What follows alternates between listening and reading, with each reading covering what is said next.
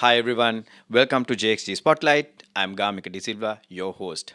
Thank you for subscribing to our channel, and if you like our content, please make a comment. And we are quite glad to see the response so far we have got during our previous podcast.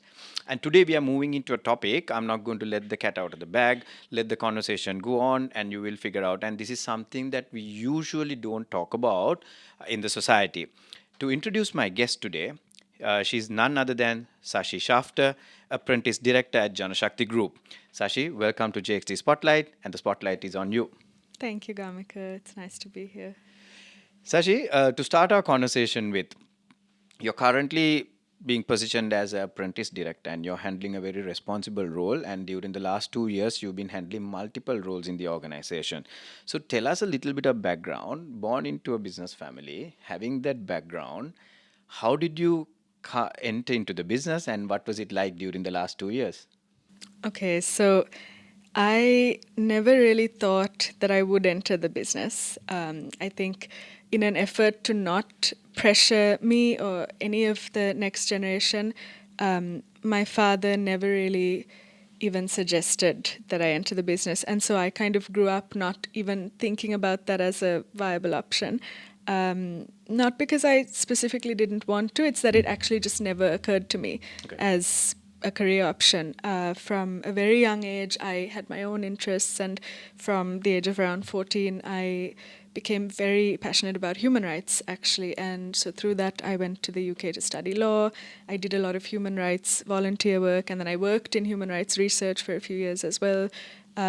Did a master's in human rights law. So that was kind of my area of focus. That was the path that I was on, and my parents were always really, really supportive of that. And so I never really thought about joining the business until a couple of years ago when circumstances changed.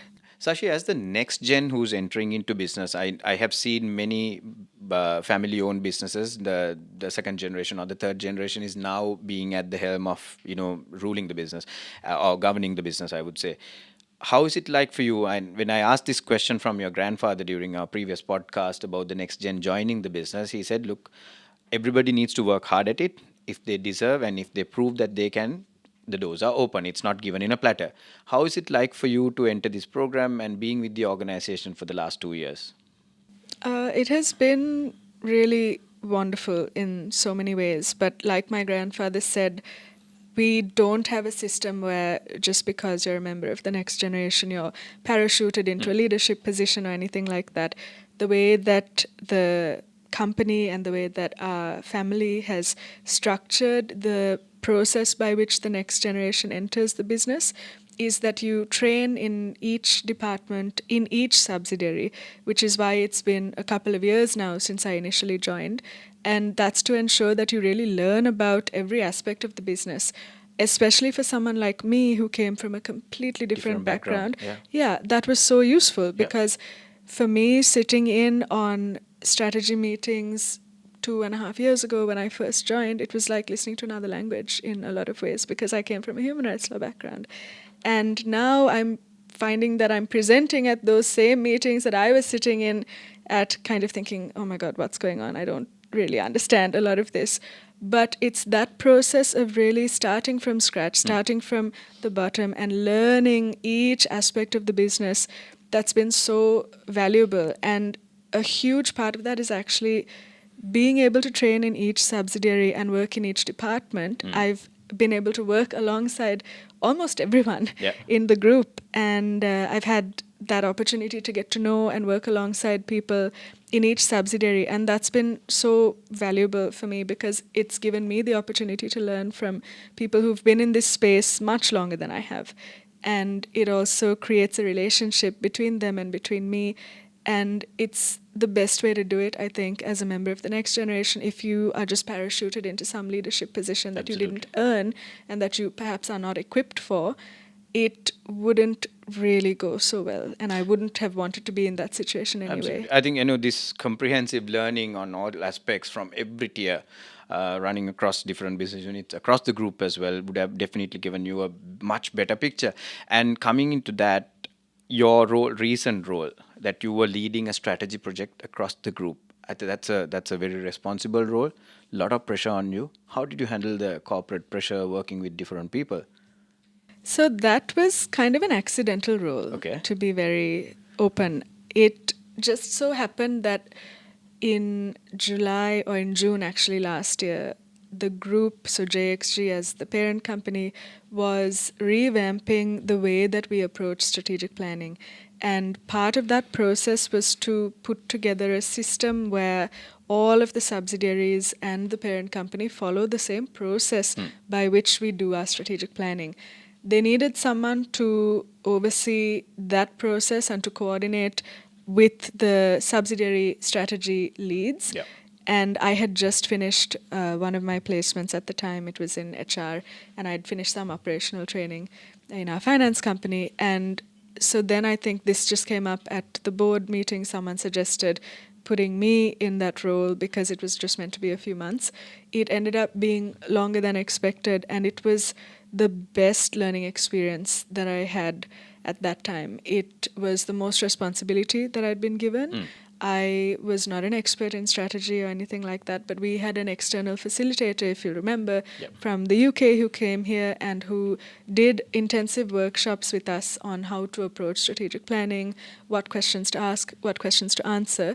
At JXG level, that was so interesting because JXG is a relatively new brand, as you Yeah. know, and we didn't have some of the contextual building blocks that were needed to answer some of those questions. So Sure. I was very much a part of that process of developing a vision, developing a mission for JXG, and it was a very rewarding process. And I also have been around this brand my whole life. Yeah. As I think I've told you, Jana Shakti was started in 1994, which Yeah. is the year I was born. And so my father used to take me as a 1-year-old in the car for branch visits around the island. And so even though I wasn't working in the business, I was surrounded by the business. And so I've always had a deep understanding of the brand, of what we stand for, of my grandfather's motivations in starting the business. It has always been about improving people's lives. Yeah. And I think that's now filtered into everything we do. It's filtered into each subsidiary vision. It's filtered into all of our business areas. We are a financial conglomerate, but through that, overarching goal has always been to empower people Yep. through finance, Through finance, through yeah. insurance. And so that has been a really... Sashi, I'm sort of like, triggering you to answer. How did you handle pressure? I mean, strategy role is not easy, and working with different types of people, different business units, timelines, the gravity of strategy itself is overwhelming. How did you, as a young up and coming leader, handle this pressure? I just sort of had to push through some of the hard days, to be very open about it. I was 2 months into the strategy role, and work pressure for me so far has been fine. People are different, and different people struggle with different things. I don't tend to get stressed by work. That's just, it's just how I am. But I do get stressed by other things, Yeah. which then can have an impact Impact on on work work. if I let it. Yep. I try my best not to let it. But 2 months into the strategy role, I lost one of my best friends to suicide. And that was obviously so unexpected. And it did, it was a challenge. It did derail things for me at that time because I was suddenly now in this role where I was handling a lot of responsibility. There were still timelines that we had to stick to. There were still deadlines that I had to meet, that I had to ensure that our teams met. And it was a struggle. But I think what helped me at that time was knowing, okay, I am not at my best right now. Circumstances that are out of my control have made this a lot harder than it was, before that incident happened. And it's not about pretending it didn't happen. It's Right. about addressing it in a way that allows you to, in my case, help yourself and access the support and the sort of help that I needed at that time, and to still push through and continue because I didn't want it to derail everything to the point where I wasn't working or anything like that. But it was and still is a struggle. I can't pretend that, everything was fine and everything went fine. It wasn't that. I had to actually present at one of our parent company board meetings. I had to present our strategy at one of our board meetings a couple of weeks after I lost another friend to suicide, which was also very, very challenging at that time. And for me, I still managed to do it, but it would have been okay if I hadn't been able to. And I think that's the kind of key there, is making sure that we at JXG create an environment where we are understanding and we are accommodating and we are supportive of people regardless of their circumstances, where there's no judgment and there's no stigma around any sort of mental health struggles or personal issues. So that actually leads up to today's topic, Sashi. I mean, when you started your career at JXG, that also was driven by certain circumstances.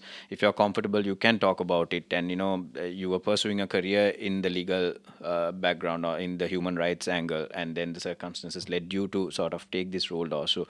Let's get into that. And now you also had the privilege of sitting through a workshop that you conducted to the JXG staff about handling grief. Now, how did you get into this topic? I mean, I know that you're not a professional in terms of grief handling or counseling, etc. But you articulated certain points quite well. Hence, the reason that you're the guest of my show today to talk about that topic. So let's go back to 2022 latter part. How you came into, what circumstances led you to this particular assignment, and then how did you become so passionate and learned about this topic about mental health? It's so unplanned, Gamika, actually, because I, at the outset, I'll say I'm not an expert, I'm not a mental health professional. Anything I share is just from my own experiences. And like you alluded to, circumstances in 2022 were the reason why I joined the business. Like you said, I was on a completely different career path. In November 2022, I was just called to the bar in England. I had just moved back to Sri Lanka, and a couple of weeks later, my uncle was murdered. And that was obviously an unimaginable loss for our family. It really changed circumstances for everyone in our wider family. And for me, that's what sparked my desire to join the business. I wanted to remain in Sri Lanka at that time, in the light of what had happened. And I also thought that it was a good opportunity for me to equip myself as a member of the next generation to learn about our family business and to eventually try and contribute to the business in whatever way I could, despite coming from a completely different background. So that background and your personal circumstances actually would have led you to be interested in this topic and maybe learn about it. Hence the reason I think I'm reiterating that you articulated very well, and the team who were part of that workshop really appreciated your thoughts on that. Now you have personal experiences in having unimaginable losses, your friends, your uncle. How did you get through these dark times? As a person, would you like to share that experience with us? Yeah, I think the first thing is that what does it mean to get through it? I'm still getting through it in so many ways. I mean, grief is not linear. It's not something that you ever really get through in that sense. You just survive it, and every single day I still struggle with all of those things, but it's still about pushing through the darker days and the harder days, and filling my time and filling my life with things that still give me meaning and give me fulfillment. With regard to losing friends, for me, that's exactly the reason why I started talking about this topic, because despite not being a professional, if in my own sphere of influence, which now I find myself in the corporate world, if I can do my part and remove some of the stigma surrounding mental health issues and mental health as a whole, and actually more actively promote mental well-being, then I can be a part of changing the system in Sri Lanka, where people may not get the help that they need, and people may not be comfortable enough to reach out to someone and say, hey, I'm struggling with this, or I need to see someone about this. If that environment doesn't exist, people would find it harder to do that. Yeah. It doesn't mean they can't, but it would just be harder. Harder. So for me now, having lost friends, it's just about channeling all of that grief into something which could then still help someone else who may be struggling with similar things.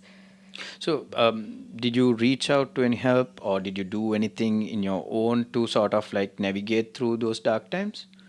Yes, I have done grief counseling at times. It's tough because you need to find out what works for you, Yeah. and something that works for you might not work for someone somebody else, else. and the other way around. Yeah. For me, what really helped at that time actually was not counseling so much as leaning on a support system. And so that's more than just counseling. Yes, you can go for counseling, you can even get medication if that's what you need, and if that's what a doctor thinks that you need, but it's also your support system can be so much broader than just that. I'm blessed with family that's supportive and with friends who are supportive. And for anyone who has experienced a lot of loss, you sometimes find that you also lose people. You lose friends because not everyone knows how to show up for you. Not everyone knows how to be there or how to support you, especially when it's complicated circumstances like some of the losses that I have experienced. People don't always know what to say. Exactly. Yeah. It But feels they can awkward. still, Yeah. but there are people who will still be there, even if they don't know exactly what to say. They Yeah. make you know, That or you're- they help you to know that they're still there if Sure, you sure. if you want to just even sit in silence, or Absolutely. sit in silence on FaceTime, even Yeah. if they're across the world. And for me, that's what's helped. And the other thing that really helped me is channeling all of that grief into work and into sports. Okay. For me, I'm someone who likes to keep busy, and so when something bad happens, I like to be busier, not really as a means of distraction, but more just a means of channeling all of that Grief into that, into something else. And in 2023, I started. I've done martial arts my whole life pretty much, but I started competing, and that gave me something to work towards. And again, it's tough because I was not doing so well. And maybe I wasn't in the best headspace to take on To that take on much that, pressure, because yeah. sports carry a totally different type of pressure, Pressure, as yeah, any yeah. athlete would know. And again, it's about then knowing what you need. So I took a step back when I thought, okay, this isn't helping me right now. I took a step back. Right. So it's just about knowing what works for you and figuring out what works for you. And there's no one-size-fits-all policy. Yeah. It's different for each person. Each person, yeah. Some people channel it into art. Some people channel it into writing. Yeah. Some would channel it into, another hobby, going on hikes. So it's just different for each person. Absolutely. Sashi, you brought this conversation to an interesting point. Now, mental health is still considered, it's unconventional, it's a taboo, and usually in the corporate space, we don't talk about it.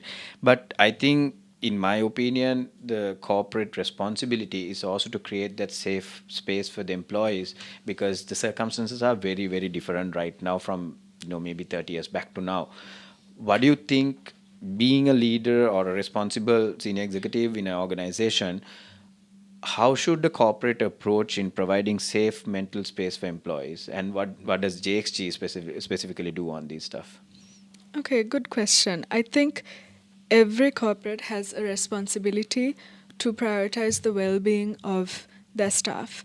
And this is so much more than just kind of ticking a box, right? It has to go beyond that. And this is something that is very important to me, because at JXG, at least, I want to create a space where there's no judgment and where there's no stigma around it. So, for example, as you know, we have a counselor on retainer that anyone within our organization can book a session with for free.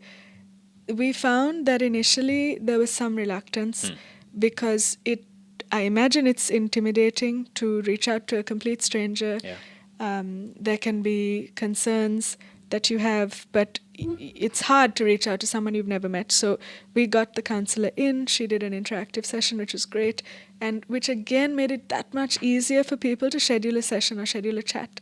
And as a corporate, it's so important to just acknowledge what people are going through. if a colleague has lost a loved one, do you pretend it didn't happen? Or do you actually maybe take them aside when you have a moment and empathize with them and express your condolences and also your support? It's not just about condolences, right? It's not just about, okay, it's a week after you lost someone. It's 2 weeks, it's 2 months after. But it's that ongoing thing of being present and being aware of what someone is going through, because people are people first. Before they're employees, before they're staff, Absolutely. they're people. Yeah. And just by talking about grief, when I ran that interactive workshop last year, there was an outpouring of support. And so many people reached out to me from outside our organization saying, hey, I lost my mom and I didn't feel supported at my workplace, or, I lost my husband and I didn't really know how to talk about it to anyone at work. And so much of it is just about kind of creating tiny changes. I'm not saying we can change the whole country. Absolutely. But we can change our organization, and that's a start. At least then we normalize talking about mental health, we normalize talking about grief, so that we know, at least in our companies, this is not taboo. At least in our companies, people can access the support that they need to get through some of these struggles. I think, in my opinion, also people can work under pressure. I think pressure is needed to get the right output, but one shouldn't be fatigued with work. So that that whole corporate culture needs to be in that way, so that people can be free, express themselves, and have work colleagues to share their thoughts, and you don't have any barriers. And hold it back to yourself and just suffer, right? I think JXT is doing a great job in that space, having the policies right, giving the space for people and being flexible, and also having infrastructure like having counselors on retainer, so that the employees can reach and have a safe space to vent their grief and frustrations, right? With that background, Sashi, another thing that I had in mind, I mean, if you look at, I have lost a close friend, about a couple of years ago, due to certain stresses that he had. Men are in our society being asked to be tough it out. Men don't cry, etc. I mean, I know that a lot of men go through mental health situations, and there's lack of awareness in the society. What do you, in your opinion, what can the society do to unlearn this and put things into perspective? That's a difficult one. I think in the South Asian context, and not only in the South Asian context, even globally, but let's talk about South Asia, let's talk about Sri Lanka. You're absolutely right. There's so much pressure on men to act a certain way, to be tough. Boys are told from a very young age, boys don't cry, you're not allowed to cry. And this is so harmful, because all that leads to is suppressing emotions. Boys growing up not knowing how to regulate their emotions, turning into men who then don't know how to handle their emotions and who may lash out in unhealthy ways. And the only way that I see that changing is through every sphere consciously changing the way that we raise boys, changing the way that we interact with men. And, I have a younger brother, and he's such a strong kid. He's a lot younger than me. And from when he was very young, I was very conscious that I never let anyone else tell him, boys don't cry, or, you need to act a certain way, you need to be this, you need to be that. Because children do cry, and that's fine, regardless of gender. Of course children cry, and adults cry too. It's not a gender That's issue. about putting out your emotion. It's just part of the human experience. Yeah. Everyone goes through difficult times, and everyone, has negative emotions or deals with challenges. And in every person's sphere of influence, they can probably do something to reverse that. You don't have to be in a policy position. You don't even need to be in a position of authority. But in your own day-to-day lives, if you see something like that and you challenge it, then maybe it'll create that change that we need to see. Yep. And this is something that's so important to me, because June is actually Men's Mental Health Month. That's right, yeah. And if you look at the statistics, men are disproportionately affected by depression.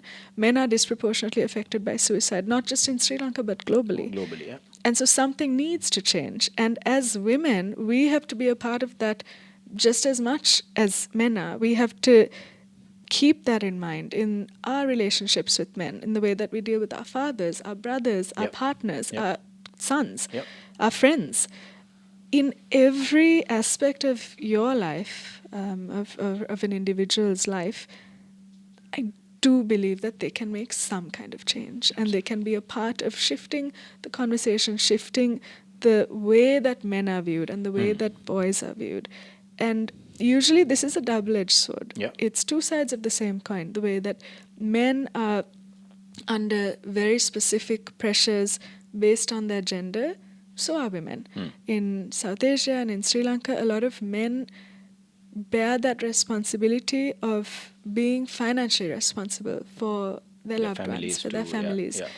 And that is also something Yeah. that can change as more women become qualified, as more women join the workforce. That burden is then shared. Yeah. And it's just about being supportive of all the boys and all of the men in your life, regardless of your career, regardless of your circumstances. That's what I think. So mental pressure is not only on corporate, on day-to-day life, even on the sports world. I have seen like international teams, they hire psychologists or counselors for the players to being in the right mental space to compete. So I think, the global awareness is growing. I think in Sri Lanka, we need to sort of leaps and bounds. We need to move forward in terms of creating awareness in the society and break that stigma. Now, in usual circumstances, we are very proactive about our physical health. If you want to get fit, be healthy, we go to the gym. If there's a wound on your knee, that you will treat it with medicine. But mental health is unseen. And usually the treatment comes very reactively. As a society, and with your experience and the knowledge you have, how do we address this situation? What can we do as individuals? So I think what's really important is removing the stigma and the shame and the judgment that are sometimes associated with mental health or with struggling and with then seeking help. If that stigma is removed, help becomes more accessible, support becomes more accessible. And part of it is bringing this topic out into the open. Even the fact that we're talking about it today means that it becomes a little more normalized for a corporate to address mental health proactively. It's And not something that you should be ashamed of, but it's usual circumstances, right? no, of course not. There's nothing to be ashamed of. Everyone goes through their own challenges and everyone is facing their own struggles. And this is such a cliche, but it's true. You never know what someone else is going through. And sometimes what we see on the outside is so different to what's going on internally. But again, if we can collectively do our part to normalize it, maybe it'll be a little easier for people to access the support that they need. And so much of that is in the way that we even talk about mental health, the way that we report on mental health. There have been instances where there has been a suicide, and the media attention around it is so negative, and that's so harmful because this is a real person. They still have loved ones who then have to read that.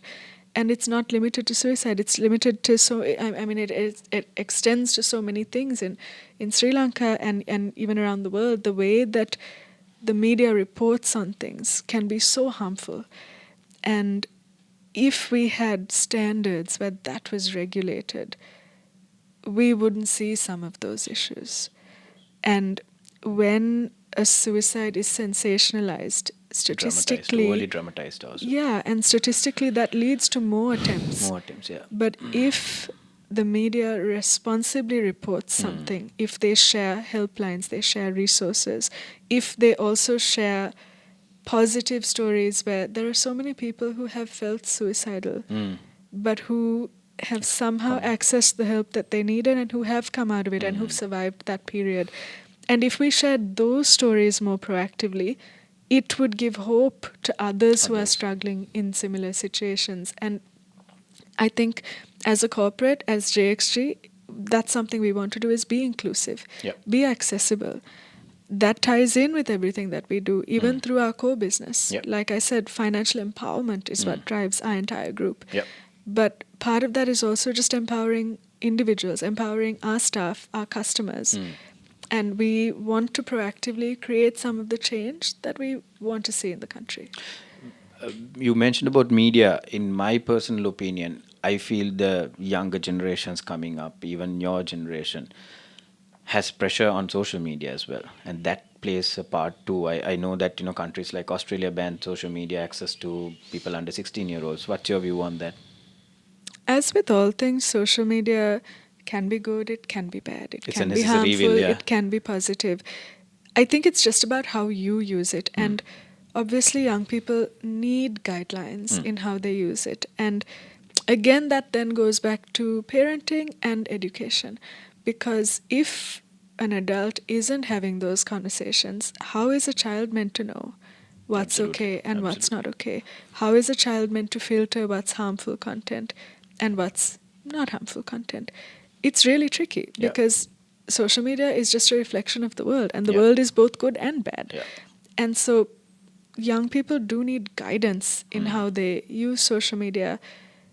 An absolute ban might not be realistic. Yeah, Kids find a way to, find a way you to know. access. Yeah, But if, as a parent or as a mentor, a teacher, as an adult who's dealing with young people, if we can then guide them to exercise their judgment and to be able to know for themselves, okay, this is harming me or this is adding value to my life, then they'll be equipped. yeah, It's not about kind of, they're not prisoners, right? It's yeah, not about absolutely. imposing something, but it's about empowering young people to know, and even adults. I Yeah, mean, even I've been guilty of sort of, just scrolling if I can't sleep or something like that. And again, it comes down to media. You end up seeing footage of atrocities around the world, yeah.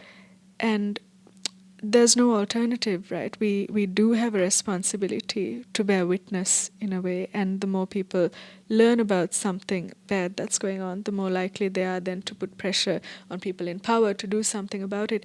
But at the same time, there is a cost. Yeah.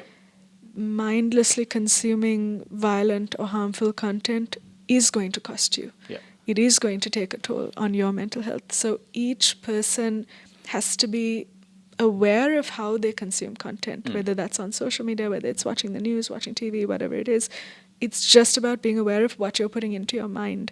Maybe having guidelines that, okay, before I go to bed, I'll put my phone away and Yeah. maybe I'll read a book or something like that. Limit your screen times, etc. Yeah, Probably. because we can't pretend it doesn't exist. Yeah. It's filtered into every aspect of our lives, but it's just how we Consume deal it, with yeah. it. Yeah, how we interact with it. So I think apart from being aware and breaking the stigma, one common thread I saw in your answers is also communication, being able to communicate. I mean, back in the days, I mean, even right now, some of the families exercise that the family sit together, no phones, you talk to each other about the day and you share your experience. Right now, what usually happens is that you're trapped into a phone. Each and every person has their individual space and you usually don't communicate. I think that's something that we need to sort of continue communication with your friends, your family, work colleagues. That will also improve in terms of your circumstances. To wrap up our conversation, I know it's a very, very deep topic that we can go on to different areas, but given the time factors, I'm just going to lead you into the final question. To the benefit of our followers, what is that key advice that would you like to give with regard to mental health? I think we spoke about multiple angles from personal experience to corporate backgrounds, etc. What is that key advice that you would like to leave behind? I think the key piece of advice that I think could be useful is that we can't always change our circumstances. Things happen in life that are completely outside your control. I read a lot of Stoic philosophy, and this is a part of that. But essentially, what we can control is our reaction to things. And we have to be ruthless in a way, in the way that we protect ourselves from things and from situations and from people that might be causing us harm. And awareness is so important. Creating awareness is so important because it helps people better identify what they might be going through. And it also helps them become more aware of what could help and what support is available, and we will be sharing helplines. But for me, I think what's kind of really kept me going is finding my own sense of purpose, so that regardless of what's going on in the external environment, I'm not driven by that. Yeah. I'm not driven by external validation. I'm not driven by what's going on around me, but I'm rooted in knowing that I have a purpose, and that however small, however large that may be, I have a sphere of influence in which I can exercise my own right to make decisions. I can protect myself. I can, be a part of removing some of the stigma even around mental health, for example. And I can be a part of creating a space where we see change and where people are able to be open and, be honest and authentic and access the help that they need. And there's no shame in that. If you are struggling with something, if you're struggling with loss or with grief or anything else, even mental illness, there's no shame in that. Yeah. And the first step is acknowledging that, because how can you get help if you don't even know what's going on, and if you don't know that it's okay? That's what I think would be helpful. Very valuable, Sashi. I think thank you very much for sharing your thoughts, your experience, and what you have learned through your life in terms of handling grief and mental health situations, and also helping out friends. You've been quite brave in terms of talking about this topic, because this topic is not widely spoken of, and I appreciate your time with us, and like to appreciate taking time off your busy schedule and joining us at the JXT Spotlight and sharing your thoughts. So I wish you all the very best on your career, and continue to do your good work, and spread this message across the society as well as the JXT employees as well. So thank you very much for joining us today. Thank you for having me, Gamika. So, folks, that's a wrap for today. It's a very, very interesting, deep topic. We managed to touch on multiple areas. Sashi shared her experience, her learning, real life experience, how she dealt with it, and as a corporate Janashakti group, how they facilitate their employees to have safe space to express themselves and share their circumstances, and facilitate them to be better. I mean, this is a topic which a lot of people don't talk, but I think there's no shame in talking about it. More we create awareness, and more we break that taboo and the mental barriers in terms of talking about the topic, will help the society at large. So we are sharing all the helplines, because help is available with professionals, and the helplines are being shared here on the screen. You can reach them. Talk to any friend or professional if you have a situation, that you acknowledge that you have a situation. I think that's the start. So thank you very much for joining JXT Spotlight today. Signing off, Gamika De Silva.